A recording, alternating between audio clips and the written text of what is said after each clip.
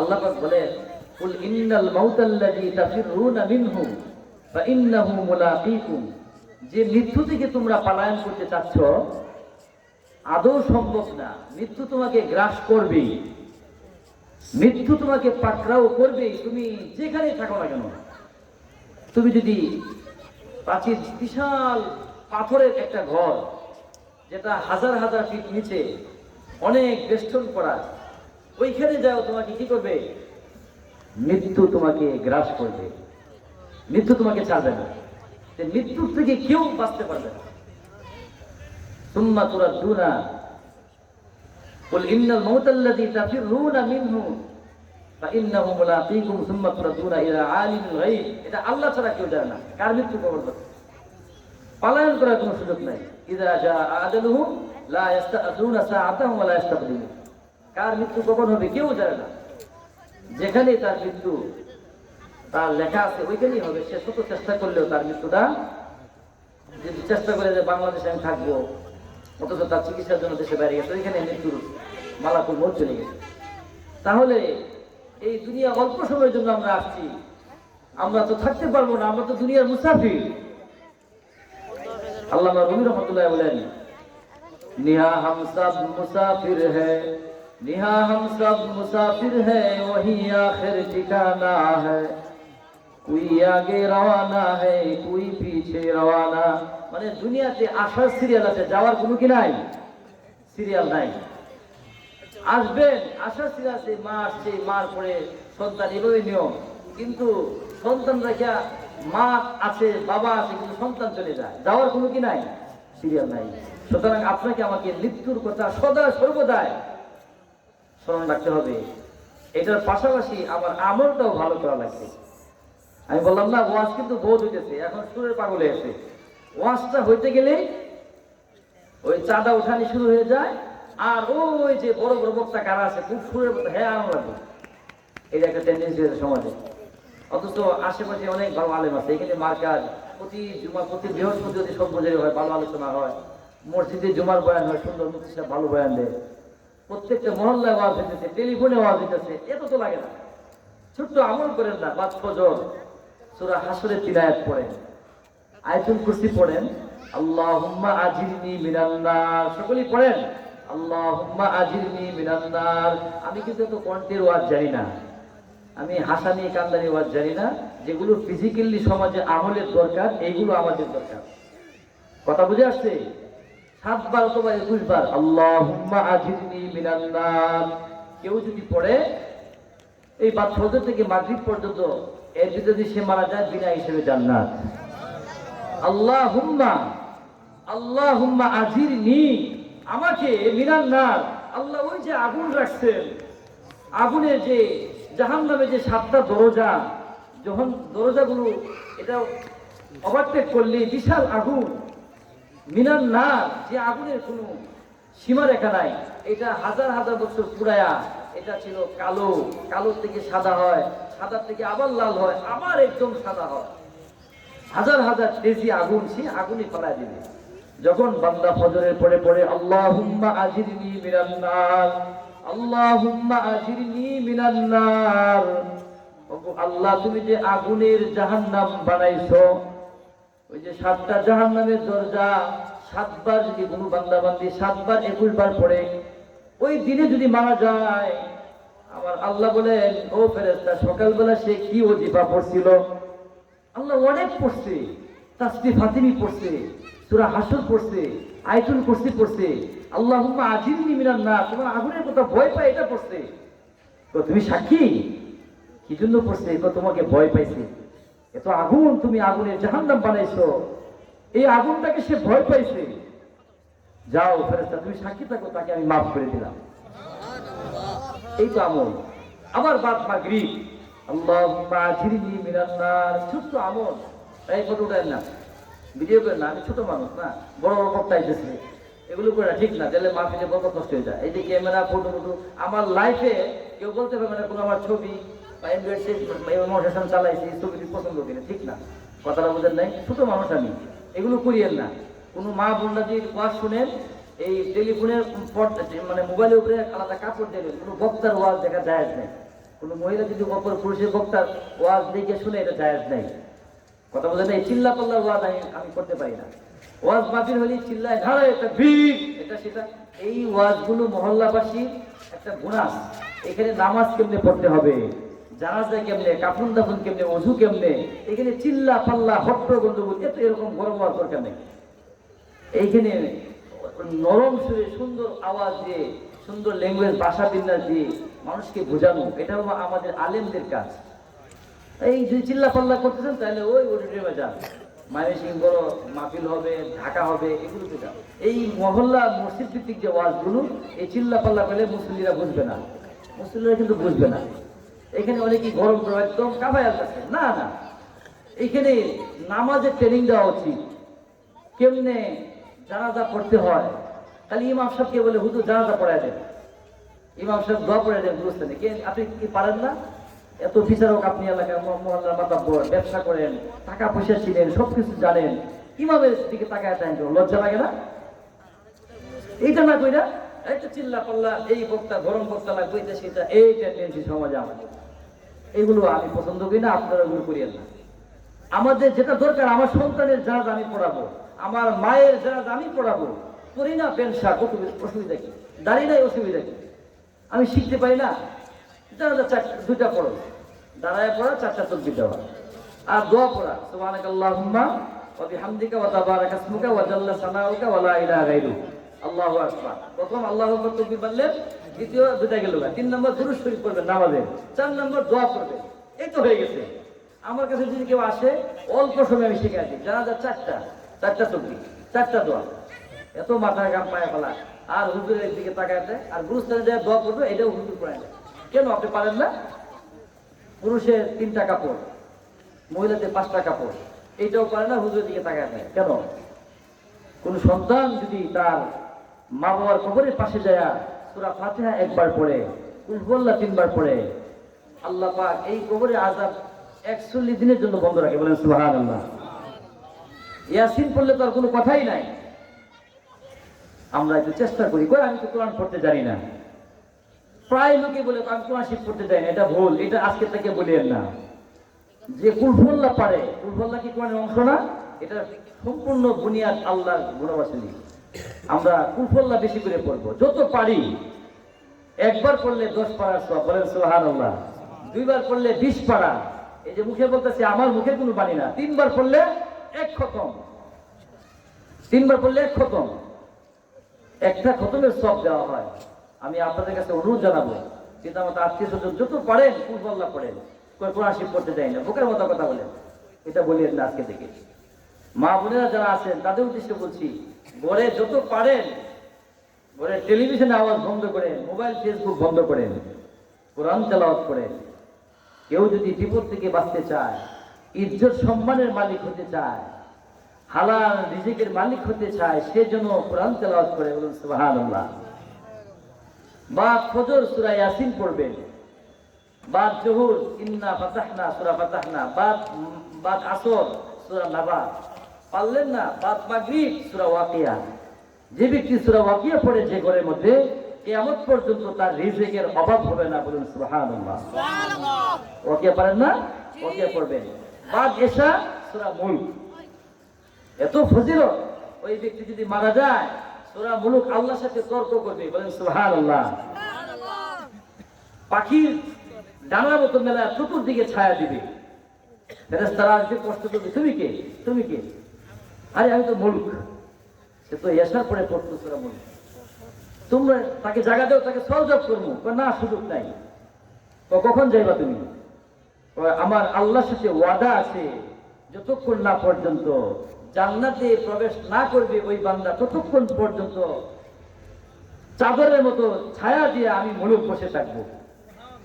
সুবহানাল্লাহ বলবেন না? এটা কে বলবে? সূরা মুলক। তাবারাকাল্লাযী বিয়াদিহিল মুলকু ওয়া হুয়া আলা কুল্লি শাইইন কাদির আল্লাযী খালাকাল মাউতা ওয়াল হায়াতা লিয়াবলুয়াকুম আইয়ুকুম আহসানু আমালা ওয়া হুয়াল আজিজুল গফুর। আল্লাহু আকবার। কোরআন তেলাওয়াত দিল থেকে পড়বেন। দিল থেকে পড়বেন, যুদ্ধ পারেন, কোরআন শিব চুমা দিবেন, কোরআন শিবকে মহব্বত করে। সূরা মুলুকের এত পাওয়ার, বা ফজর, সূরা ইয়াসিন, যে তাহাজ্জুদ পড়বেন আরো নূরুন আলা নূর। যে ব্যক্তি তাহাজ্জুদ পড়ে তার কবরে লাইটিং হয়, বলেন সুবহানাল্লাহ। অন্ধকার কবর থাকবে না, অন্ধকার কবর থাকবে না, কসম খোদা। তাহাজ্জুদ পড়নেওয়ালা ব্যক্তি। তাহাজ্জুদ কার জন্য পড়ে? এত গভীর রাত্রে উঠে কনকনা শীতের মধ্যে ঠান্ডা পানি দিয়ে ওযু করে, কার জন্য বলেন? কার জন্য? এটা তো আল্লাহ জানে, আল্লাহ জানে। যখন দিলের সাথে সম্পর্ক হয়ে যায়, মহব্বতের ইশক হয়ে যায়, তখন তাহাজ্জুদ করার জন্য পরোয়া করে না। কিসের ঘুম? এত লম্বা রাত্র কাঁদেন না আল্লাহর কাছে? যত পারেন চোখের পানি ফেলান। আমার আল্লাহ বলেন, টনের টন পানির প্রয়োজন নাই আমার। আমার খাল, বিল, সাগর, মহাসাগর, এত পানির প্রয়োজন নাই। এক ফোঁটা পানি যদি চোখের ভ্রুতে, একটা চুল যদি তোমার ভিজে বিদায় দেখাইতে পারো, আমি আল্লাহ তোমাকে বিশাল অট্টালিকার জান্নাতের মালিক বানায় দেব। কাল হাসরের মাঠে যখন হিসাব নিকাশ হবে, কোনো কিছুই তার পাবে না, তার গুনাহ আর গুনাহ সব শেষ, নেকি বদির হিসাব শেষ। পরিশেষে তাকে জাহান্নামের পড়া পড়ায় দিবে। একটা চুল আসবে, কিতাবে লেখছে ঘটনা, একটা চুল, চুলটা ছিল চোখের ভ্রুতে, চুল আছে না ছোট্ট, এই চুলটা এসে বসবে, বৈশাখ ফেরেশতার সাথে মানে মত বিনিময় করবে যে তাকে জাহান্নামে নিয়ে যেতেছো। সে তো একদিন কান্দাপাড়ার ওয়াজে, কান্দাপাড়া মসজিদে, ঈদগাহ মসজিদে ঈশান নামাজের পরে আল্লাহর ভয়ে চোখে পানি আসছিল। এই পানি আসার কারণে আমার এই ব্রুজে ছিলাম আমি, তার চোখের পাতির উপরে চুলটা ভিজে গেছিল। এটা কার জন্য ছিল জানো? এটা তো আল্লাহর ভয়ে, আল্লাহর জন্য ছিল। আমি স্বয়ং সাক্ষী। ফেরেশতা আশ্চর্য হয়ে যাবে, আল্লাহর কাছে ফেরেশতা বলবে, আল্লাহ সে তো হিসাব নিকাশ সব শেষ, জাহান্নামী, এখন একটা ব্রুজ চুল আইসা সাক্ষী দিচ্ছে। তুমি কি জানো আলিমুল গায়বি ওয়াশ শাহাদাতি হুয়ার রাহমানুর রহিম? তিনি আলিমুল গায়ব। আপনি যে ওয়াজ শুনতেছেন, আমি ওয়াজ করতেছি, কি উদ্দেশ্য এটা আমার আল্লাহ জানে।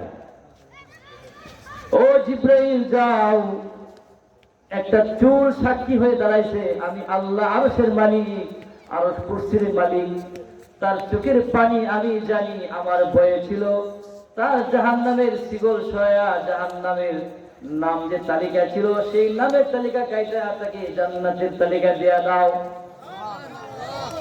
আর কিছু লাগে? এই যে পানিটা ছিল, চোখের পানি গোটা, এই সাক্ষী হয়েছে,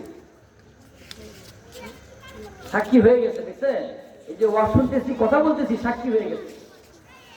যে বক্তা ওয়াজ করে তার উদ্দেশ্য যদি মানুষকে খুশি করার জন্য হয়, রঙে রঙে সুর লাগায়া চিল্লা পাল্লা কইরা মাইক কাপায় কাছে, আর শ্রোতাগণ ভালো উদ্দেশ্যে শুনবো না। যিনি দিবে আর নিবে, দেওয়া নেওয়া যদি উদ্দেশ্য আল্লাহর জন্য হয়, তাহলে এখান থেকে নূর চমকায়, নূর চমকায়। এটা আসর করে, বলুন সুবহানাল্লাহ। এই জন্য আমাদের উচিত এই ছোট্ট ছোট্ট আমলগুলো ধরে রাখা। হালাল উপার্জনের কথা আসছে, হাফিজুল লিসান, লিসানকে হেফাজতের কথা বলা আসছে, নজরকে হেফাজতের কথা বলা আসছে। আমাদের তো নজর ভালো না, আমাদের লোভ, লালসা, হাসাদ, এত হাসাদ হইতেছে। এটা আখেরি জামানার একটা সবচেয়ে বড় টার্গেট হলো হাসাদ। ভাই ভাই কলহ দ্বন্দ্ব, বনে বনে কলহ দ্বন্দ্ব, বাবা ছেলে বাবার কথা শুনে না, মা মেয়ে তার মার কথা শুনে না। কি জন্য জানেন? যে ঘরে কোরআন তেলাওয়াত নাই, কোরআন তেলাওয়াত না থাকার কারণে এই কলহ দ্বন্দ্ব। যে ঘরে নিয়মতান্ত্রিক কোরআন তেলাওয়াত হয় সকাল সন্ধ্যা, কসম খোদা, ওই ঘরে অশান্তি নাই, শান্তির পয়গাম, বলেন সুবহানাল্লাহ। যে ঘরে মিথ্যা কথা বলে না, চুগলখুরি করে না, কুটনামি করে না, এত গীবত, আল্লাহি এত কুটনামি মানুষ করে, এগুলো আর সবাই জানে, অথচ ক্ষতি। আল গীবাতু আশাদ্দু মিনাজ জিনা, গীবতের সর্বনিম্ন যে গুনাহটা মায়ের সাথে জিনা করা, বলুন নাউজুবিল্লাহ। করবেন? ফাজাইলে আমলে কিতাবে আসছে, যারা তাবলীগের কাজ করে, ইলিয়াস রহমতুল্লাহ কিতাবে লিখছে যে নবী আলাইহিস সালাতু ওয়াস সালামের যে রোজা অবস্থায় তার ক্ষুধা তৃষ্ণা লাগছে, রোজা আসছে আবার ক্ষুধা কিসে, ক্ষুধা লাগছে, নবীর কাছে ক্ষুধার টানা কাতর হয়ে গেছে। নবী আলাইহিস সালাম বললেন, তুমি একটা পেয়ালা নিয়ে আসো। পেয়ালা নিয়ে আসছে, ওই পেয়ালার মধ্যে বমি করো। বমি করছে, দেখে কাঁচা গোশতের টুকরা বের হয়েছে, বলুন নাউজুবিল্লাহ। তার মানে বুঝাইছে সে গীবত গেছিল। গীবত গাওয়ার কারণে এই গুনাহ। এই জন্য আমি বারবার বলি, খুব সতর্ক থাকবেন, নামাজের মধ্যে সময় দিবেন, ওযুর মধ্যে সময় দিবেন। ইন্নাল উযুআ মিফতাহুস সালাহ ওয়া ইন্নাস সালাতা মিফতাহুল জান্নাহ। ওযু হলো নামাজের চাবি, ওযুর দ্বারা চেহারা নূর চমকায়, আর নামাজের দ্বারা জান্নাতের চাবি খুলে লিয়াজু হয়, সম্পর্ক হয়, আল্লাহর সাথে ভাব হয়, কানেকশন হয়। বলুন সুবহানাল্লাহ, যে বলেন সুবহানাল্লাহ। তাহলে ওযু সুন্দর করে করবেন, আর সালামের ফেজা বেশি কায়েম করবেন। যেমনি আমরা নেতা নেত্রী পিছিয়ে দূর পারি, যেমনি মিছিল মিটিং করি, কত পোশাক, রঙে বেরঙের পোশাক পরে মিছিল মিটিং এ যাই, আল্লাহর ঘরে গেলে এতিমের মতো যায়। মসজিদে গেলে দেখবেন যে গেঞ্জি পরিয়া কোন রকম যায়, মানে ওনার চেয়ে অসহায় দরিদ্র আর কেউ নাই। অথচ যে জায়গায় রাজকীয় যাওয়ার কথা, ফেরেশতারা তালিকা করে সুন্দর নামাজ, সুন্দর লেবাস, সুন্দর মিসওয়াক, সুন্দর খুশবু ব্যবহার করা, সিজদার মধ্যে দেরি করা, রুকুর মধ্যে দেরি করা, তাহারাতে দেরি করা, এইগুলো করে না। আমাদের উচিত এইগুলো ট্রেনিং করা। ইমামের কাছে কোনদিন গেছি, আমি এখানে নামাজ পড়ায় গেছি, কত রিকোয়েস্ট করছি যে সূরা ফাতিহা শোনান, কেউ আসে না, লজ্জা লাগে। একজন আমাকে বলল লজ্জা লাগে, পরে আমাকে বলতেছে হুজুর বেতের নামাজে তো আমি দোয়া কুনুত পারি না, কুল ফল্লা পড়ি, 3 বার কুল ফল্লা দিয়ে বেতের নামাজ পড়ি, অথচ কোনো কিতাবে পাই নাই বেতের নামাজে দোয়া কুনুত পড়তে হবে ওয়াজিব, কুল ফল্লা দিয়ে পড়ি। কোনোদিন ইমামকে জিজ্ঞাসা করে নাই, অথচ উনি বড় নেতা, উনি দরবার করে সবকিছু জানে, সূরা ফাতিহার মধ্যে ভুল। আলহামদুলিল্লাহি রাব্বিল আলামিন, এখানে পড়তেছে আলহামদুলিল্লাহ, এখানে হার জায়গা হা পড়তেছে, প্রাসঙ্গিক কত ভুল, একটু চিন্তা নাই। আত্তাহিয়াতু লিল্লাহি, এটার মধ্যে ভুল। দুরূদ শরীফ পড়তেছে ভুল, সানা পড়তেছে ভুল, সুবহান রাব্বিয়াল আযীম পড়তেছে ভুল। তাড়াহুড়া করে নামাজের মধ্যে কোন রকম রুকু যে আবার তাড়াহুড়া করে দাঁড়ায় পড়ে। এই নামাজের রুকু তাসবিহগুলো ধীর গতিতে সুন্দর করে পড়া, নামাজের সিজদার তাসবিহগুলো ধীর গতিতে পড়া। আমি শেষ করছি, হ্যাঁ, এই নামাজে আমাদের মুফতি সাহেব এসে গেছেন, উনি গুরুত্বপূর্ণ কথা বলবেন। নামাজে যে প্রাসঙ্গিক ভুলগুলো এত তাড়াহুড়া করে, আপনাদের কাছে অনুরোধ থাকবে, নামাজে যখন দাঁড়াবে পা গুলো সোজা করবে, করে গেলে এই যে খেয়াল করেন, এই যে পা সামনে যে ছত্রা দেয়, পিছনে না, দুটো দিকে সমান থাকবে, একদম সাহাবাদের মতো নামাজ পড়বেন। কথা বুঝে আসছে? তাদেরটা নকল করবেন, সাহাবাদের নকল করছেন, তাদের নামাজের মতো নকল করবেন। অনেক বক্তা আছে অন্য বক্তা সুরে তেলাওয়াত করে, অনেক হাফেজ আছে অন্য সুরে তেলাওয়াত করে, আর এমনি নিজে করে। এই আরেক হুজুরের বক্তা নকল করে ওয়াজ করে বেড়াইতেছে, এগুলো ঢং ঢং, এইগুলো তাসির তো দূরের কথা, আরো ক্ষতি হয় সমাজে, ঠিক না বেটি? সূরা ফাতিহা আপনার নিয়মে পড়েন, আলহামদুলিল্লাহি রাব্বিল আলামিন সুন্দর করে পড়েন, আপনি নিজেরটা নিজে করেন। আল্লাহ পাক যেন আমাদেরকে সূরা ফাতিহা, নামাজের প্রাসঙ্গিক সূরাগুলো আমরা মসজিদের ইমামের কাছে তালকিন করব। রাজি আছি সবাই? এই যে মুখে মুখে বলছে, তাবলীগ যারা করে অনেকেই কাজটা করে, আলেমদের কাছে লেখা আছে, একটা সিস্টেমে লেখা আছে যে আলেমদের সাথে মাশওয়ারা করা, আলেমদের সাথে পরামর্শ করে। এখানে মার্কাজ মসজিদের মুরব্বিরা আছে, ওনারাও বলে দেয়, কিন্তু ওনারা ভালোভাবে আলেমকে জিজ্ঞাসা করে কেমনে পড়বে, কেমনে কি করবে। এখানে বিশাল মার্কাজ, এখানে আপনারা পারলে প্রতি সপ্তাহে যা শিখতে পারে, ইমামের কাছে শিখতে পারে। কোনোদিন যায় না যে আমার আব্বার জানাজাটা, আমার আব্বার জানাজা আমি পড়াবো, নিয়ত করে ইমামের কাছে যান, কোনোদিন যাবে না। আলেমদের কাছে যান না আপনারা, কি একদিন ইমামকে জিজ্ঞাসা করেন, আমার সূরা ফাতিহাটা শুনেন, 3টা সূরা শুনেন, কেন যান না? এটা নিজের অহংকার, এটা নিজের আমিত্ব, আমি হুজুরের কাছে ছোট হবো, কেমনি ইমামকে ধমক দেওয়া যায় এই চিন্তা করে। ওদের বংশে আলেম হবে না, ছেলে মেয়ে যদি মক্কা কাবা শরীফে ঘুরে আসে, ইমামের সাথে বেয়াদবি করলে আলেম তো দূরের কথা, আরো হালাক হবে। ইমামকে আলেমকে আলেমের জায়গায় রাখবেন, সব আলেমকে ঢালাও গালি দিবেন না। কয় হুজুররা কলহদ্বন্দ্ব। আরে কত কলহদ্বন্দ্ব! হুজুরা দেখছেন জুবায়ের পন্থী, জুবায়ের সাহেব বড় আল্লাহ লাগেছি, নাম না যাই না জুবায়ের পন্থী সাহাব পন্থী। এই যে ভাষা বিন্যাস, এই যে পাশের ভাইকে ছোট আকারে বলা, নাম তার ইদ্রিস, ইদ্রিস চিয়া, গিয়াসউদ্দিন, গিয়াসা, কবিরা গুনাহ, এটা তওবা ছাড়া মাফ হবে না। কথা ঠিক আছে? যার যে নাম, ওই নামটা সুন্দর করে লিখবেন, সুন্দর করে বলবেন। আল্লাহ পাক, আমি এলোমেলো অগোছালো অনেক কথা বলছি, এখানে অনেক মুরব্বীরা আসবেন, সুন্দর আলোচনা করবেন, আপনারা সকলেই আমলের নিয়তে শুনবেন। আল্লাহ পাক যেন আমাদের সকলকে, আমাকে এবং সকলকে বুঝবার তৌফিক দেন, আমল করবার তৌফিক দেন। সকলে বলুন আমিন। সালাম দিবেন সুন্দর করে, কিভাবে দিবেন বলেন সবাই? এই যে মহিলাদের মতো আসসালামু আলাইকুম না, আসসালামু আলাইকুম বলুন। সালাম দিয়ে শোনা না কেউ, আসসালামু আলাইকুম। এইভাবে যদি 20টা সালাম কেউ দেয়, আর যদি মারা যায় সেও জান্নাতি, বলেন সুবহানাল্লাহ। তাহলে সালাম সুন্দর করে দেবো প্রতিদিন, ফুল পল্লা সূরা 3 বার 10 বার করে শোয়ার আগে হইলেও। আর যত পারি ছোট ছোট ওজিফাগুলো করবো, আর নামাজ কখনো কাজা করবো না। আল্লাহ, এই যে মাহফিল করা যদি ফজর নামাজ কাজা করেন, আমরাও দায়ী, আল্লাহর কাছে জবাব দিতে হবে। কেউ নামাজ কাজা করবেন? নামাজ কাজা করবেন, তাহলে ওয়াজ 80% শুনেও লাভ নাই। হালাল খাওয়ার চিন্তা করবেন, জবান দিয়ে জিকির করবেন, যত পারেন একটা সময় 10 মিনিট 15 মিনিট জিকির করবেন। আল্লাহ জাল্লা শানু আমাদের সকলকে বুঝবার, আমল করবার তৌফিক দিন। আমি যেগুলো কথা বলছি আমাকে এবং সকলকে আমল করার তৌফিক দেন, সুস্বাস্থ্য এবং নেক হায়াত দেন। সকলে বলুন আমিন।